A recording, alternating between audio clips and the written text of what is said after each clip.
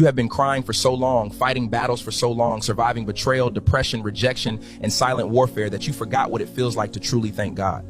Psalm 100 is not a psalm written from weakness. It is a declaration from someone who survived. Make a joyful noise unto the Lord, because sometimes worship is ugly tears in a dark room. Sometimes praise is a broken voice whispering, God, I am still here. The enemy wanted your pain to silence your praise.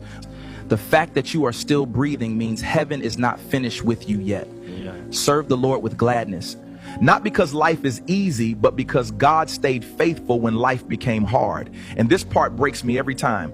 We are his people and the sheep of his pasture. Do you understand what that means? Yeah. You are not forgotten. Yeah. You are not abandoned. You are not fighting alone. The same God who carried David through caves, Joseph through betrayal, and Job through suffering is carrying you right now.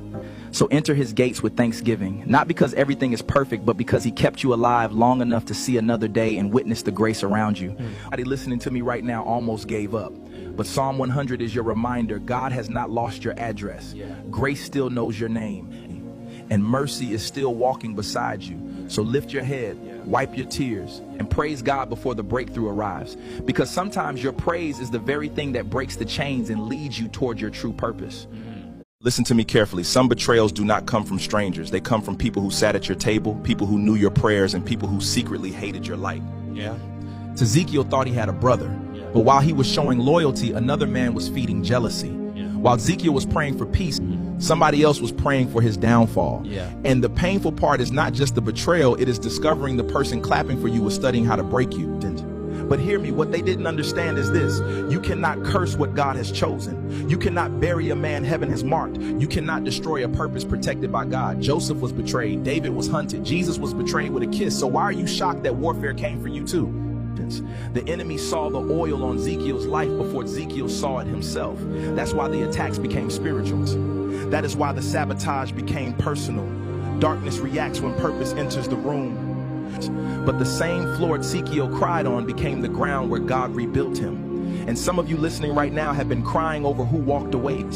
You are crying over lies and setups, not realizing heaven allowed the separation because your destiny could not rise while carrying dead weight. They thought the betrayal would silence him. Instead, it introduced him to God in a deeper way. The pain changed him. The tears sharpened him. The warfare awakened him. So let them whisper, let them mock, let them watch from a distance. Because when God places his hand on your life, every setup becomes a setup. Setup becomes a setup for elevation. You were never abandoned. You were being separated for destiny. And what they meant for evil, God is about to turn into power. When betrayal failed him and false love walked away, God began building something greater inside Tzekiel. In the silence of heartbreak, he discovered his true voice. In the ashes of broken trust, he found his calling. The pain did not bury him, it revealed him. His gift was never just talent, it was the power to heal broken hearts. You must speak life into darkness and rise when others expected you to fall. Tzekiel learned that purpose born from God cannot be canceled by betrayal. The promise was never in the people who left. It was in the man God was creating through the fire. And now the same tears that once fell in silence are becoming a testimony. The world cannot ignore what is happening. What God promised has begun. Some of the deepest pain never makes a sound. People think you changed, but they never saw what broke your heart in silence. That is why God said, guard your heart. Because once the soul gets wounded deeply enough, even trust becomes difficult. And some people listening to this know exactly what heart pain feels like. You trusted someone and they broke you. You prayed for people who secretly drained you. You gave your loyalty to people who only valued your usefulness. And slowly, piece by piece, your heart became exhausted.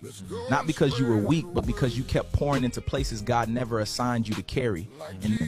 And now you overthink everything. You struggle to trust, struggle to open up, struggle to believe people truly care. Because pain changes people. That's why guarding your heart is not selfish, it is spiritual wisdom. Not everybody deserves access to your soul. Some people only know how to consume light. Stop giving permanent access to temporary people. Guard your heart. Some of you are crying over people God already removed. You keep asking why they betrayed you, but what if the betrayal was the separation needed for your calling to be born? Tzekiel stood in the middle of heartbreak thinking his life was over. The pain was real, but God whispered, I did not bring you this far to leave you broken. The same pain that almost destroyed him was the very fire shaping his purpose. They walked away, but the gift remained. They lied, but the calling stayed. They tried to bury him, but heaven had already marked him to rise. Listen carefully, some battles are not sent to kill you. They are sent to reveal who you truly are. And when God puts his hand on your life, betrayal cannot stop you, darkness cannot silence you, and failure cannot bury your future. You were chosen to rise. Always remember that your strength is found in your resilience and your purpose. You are not defined by the weight of your past, because the pain you carry today is only the foundation for the strength you will build tomorrow. Some of you smile in public but cry in silence. Some of you survive things nobody even apologized for. You are much stronger than you know, so keep going. But hear me tonight, your pain did not come to bury you. God allowed the storm because there is a stronger version of you waiting on the other side of it. The people who broke you are not the people who define you. Stand up, heal, forgive, rise, because the world is waiting for the version of you that refused to quit. Even when you feel like you are standing in the wreckage of your own life, remember that the pieces are not there to define your end, but to help you build a much stronger foundation.